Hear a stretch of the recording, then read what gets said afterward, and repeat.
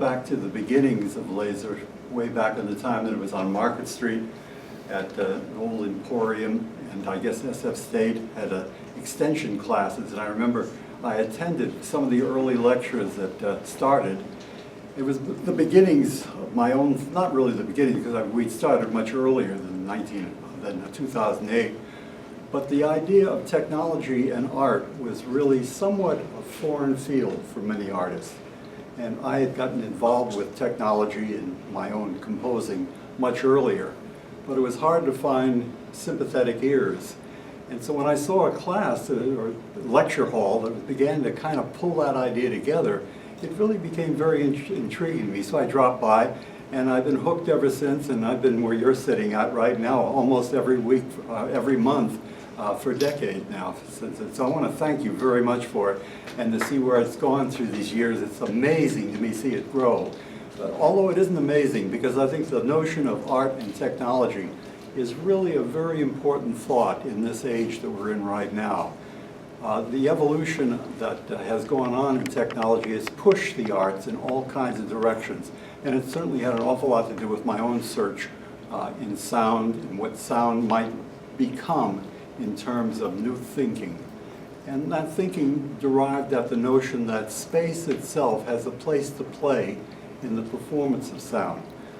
And so Audium kind of grew out of a dream that I thought about, that as an instrumentalist myself at one time, that spatial ideas in sound might have a whole language that perhaps we were unfamiliar with, even though it's a very ancient idea. It goes way back to medieval times, actually. Composers had always thought about sound and up above, for example, in the cathedrals in Europe, Monteverdi and other composers used to compose for choirs way up in the lofts to sing to the heavens. And the idea of spatial idea of sound seemed to be a very important one. And composers indeed throughout the centuries have played with the notion, but now in the 20th and now the 21st century, what can be done with space as an idea begins to be a rather important notion. Rather than me rattle on like this a little bit, I think what I'd like to do is, we recently had a film that was done that fortunately by Dave Shaff, will introduce a little bit later. He'll come up here and talk with me. His girlfriend, Emma, had become a kind of a blossoming filmmaker, and she made a very lovely little documentary on it that kind of gets at the idea and gives you a sense for what Audium is about, because just to talk about Audium is almost irrelevant. As a matter of fact, I remember that at earlier times, Piero would ask me to perhaps to have some kind of a connection, maybe a performance at Audium. We never managed to do that kind of a thing, but it would have been a marvelous thing, because I'd rather have you hear it rather than me yakking about it. At any rate, let's see the film, and then we'll talk a little bit about it after.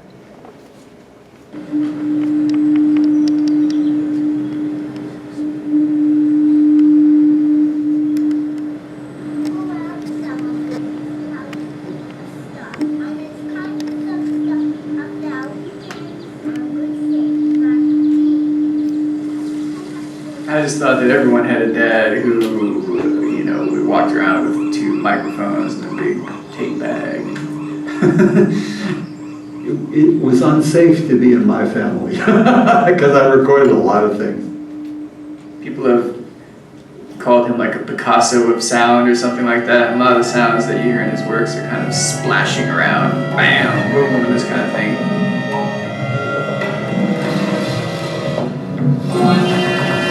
As a conventionally trained musician, I was asking my musician friends what I was doing. Some thought I was a little bit crazy, I think. Maybe they still do, I'm not sure. You have to come up with a thought, and then it kind of drives you. It has legs of its own. And I think I've been driven by that one thought. Because you don't do something like this for having an audience. You do it because there's something in it that's giving you sustenance. And whatever that is strange, almost magical. There's a whole period in that early 60s where the arts were really exploding into new areas of challenging the whole environment as to what art is, what it should be, what it could be. There was much more openness to new forms and new ideas. And it was that cauldron that I kind of became a part of. For example, the Ann Halpern group I was improvising with. Ann's initial idea in experimenting with dance was that every element should be equal on the stage. You don't just light a set, the light itself becomes a part of the experience. In different ways, it should be able to be part of the improvising. The sound should be that way, the movement should be that way, the costuming, the makeup, all of it should have a potential to be unfurling. I began performing, improvising on the trumpet in different ways. I moved around. And just as the images were taking on very non-objective ways of unfolding, so I started to get the idea that maybe sound and the playing of an instrument was not just merely melody, harmony, and rhythm, but maybe the idea of movement itself has something to do with sound. As we began to just play with the sound like this, it became apparent to me that there was a real language in moving sound. The sound, when you move it, takes on a certain coloration, a texture, and a feeling that was very unique. A new world began to unfurl to me as a musician, as now a composer, that it isn't just a case of moving, it's a case of opening a whole new doorway of thought in composition itself, where the space itself becomes a part of the work, and you're shaping it just as a sculptor would, shaping a form, a three-dimensional form.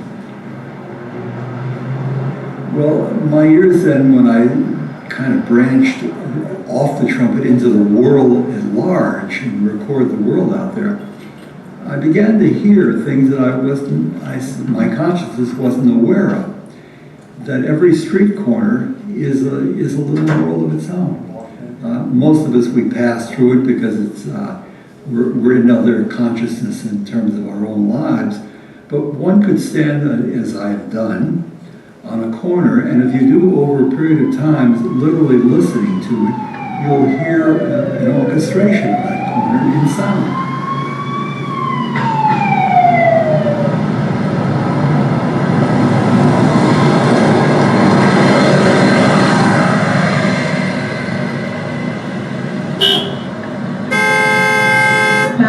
The importance of passing on information is invaluable. To learn how to respect what came before you is the key, I think. We live in such a visual culture. For people to kind of immerse themselves in just the sound world purely somehow elicits a very interesting subjective world. Any sound can become something. And particularly, I think, with the nature of Audium, where the audience is sitting in total darkness, they have to get inside in their own inner life. I'm fond of using the metaphor of a door slamming. And normally, one might think that it's an interesting noise, but so what? On the other hand, if it slams at the wrong time, one could see a marriage go out the door. There's an emotional quality to that sound at that moment. The first 5 minutes at Audium used to be critical. We'd always have to take someone out of here because it simply was more than they wanted. In recent times, as I've said, the newer generation, rarely people leave at the beginning. Generally speaking, the audiences stay. Not only do they stay, but they stay in total silence. We get done with the program here. Generally, either Dave or myself will have to come in here and shake them out because they kind of almost are hypnotized by their own thoughts and feelings.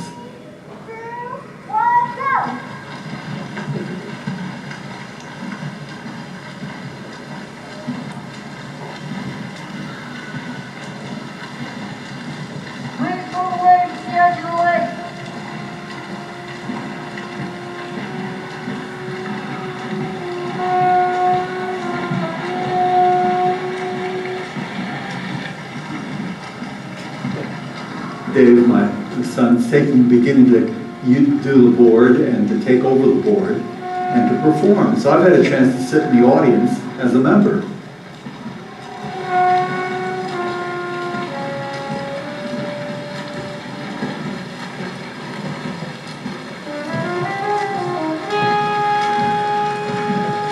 Certainly the idea of space in sound is not new. It's very ancient, it goes back to medieval times. But the idea of being able to control sound in space, that's now. And I think that's going to bring us a whole new element of melody, harmony, and rhythm, and space itself will be a part of that element that musicians are going to have to learn to contend with. I'm hoping to kind of expand things, bring in artists, because there's so many different ways you can go with a space such as this. You have 176 speakers, and it's not just the speakers, it's a whole sort of environment that you can shape and mold in many different ways. So it's almost like a blank canvas, you know? It has a kind of identity of its own, and it could move on into other eras. There's an infinite variety of possibilities, and it's going to be entirely where Dave wants to take it, or not. You know, it could just simply be a little bit of a footnote in history of music.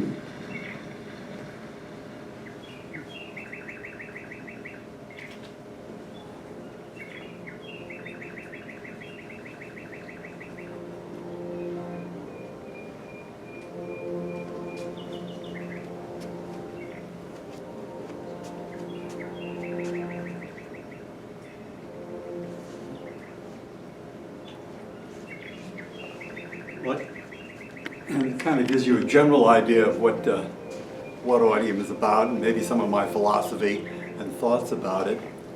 And I think just summarizing what I just was saying on the film, essentially the idea that was driving and motivating me was the notion that there's a language as you place sound around in a space.